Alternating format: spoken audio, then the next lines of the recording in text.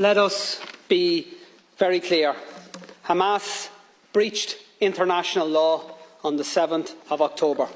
Hamas targeted innocent civilians in the most callous and inhumane manner, and their actions have been rightly condemned by right-thinking people across the world.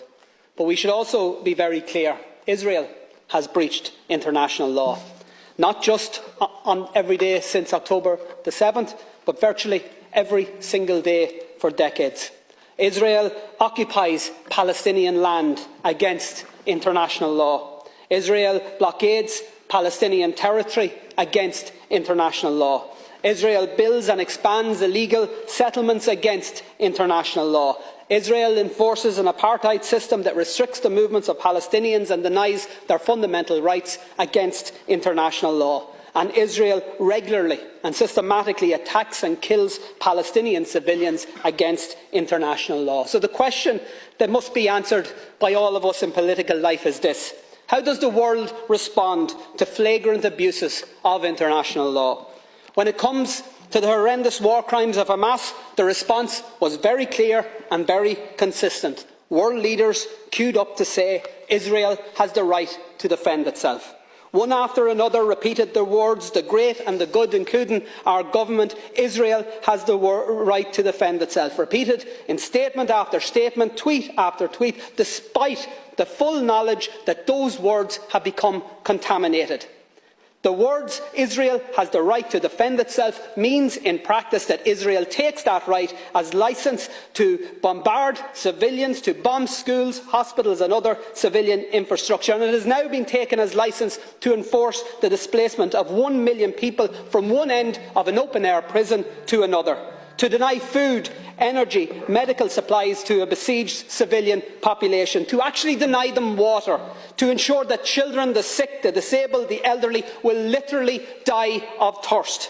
Israel has the right to defend itself has now become cover for Israel has the right to commit genocide right in front of our eyes.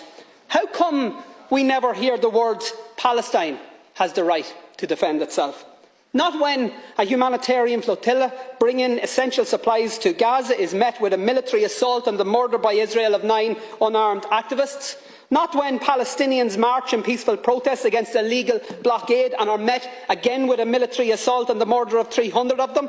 Not after the countless bombings of Gaza by Israeli forces. Not even when Israel targeted and murdered 4 little Palestinian boys playing football on a beach. And not when Palestinians were dragged from their homes and forced to watch as those homes were destroyed to allow for new illegal Israeli settlements on lands that are clearly defined in international law as part of Palestine. And not after the countless offensive attacks by Israel against the people of Gaza or the West Bank have we heard anybody in this House or any Western leader utter the words "Palestine has the right to defend itself." And why not? And by the way, I'm not asking you to say those words, and in fact it's just as well you don't, because we all know that the people of Palestine can't defend themselves. Not against one of the most powerful military forces in the world that is backed up by even more powerful military forces. The truth is that the people of Palestine, just like the innocent people of Israel, don't need the international community to tell them that their leaders have the right to inflict more bombings, more pain, more suffering. They need the international community to say stop, to say release the hostages, to say stop the bombings, the siege, the slaughter. They need the international community to tell Israel to stop the blockade, stop the apartheid, stop the annexation, to stop the genocide. And they need countries, Taoiseach, to lead the way. And Ireland should be one of those countries that leads the way. We know colonialism, we know oppression, we know conflict, but we also know conflict resolution. We know peace building, we know nation building.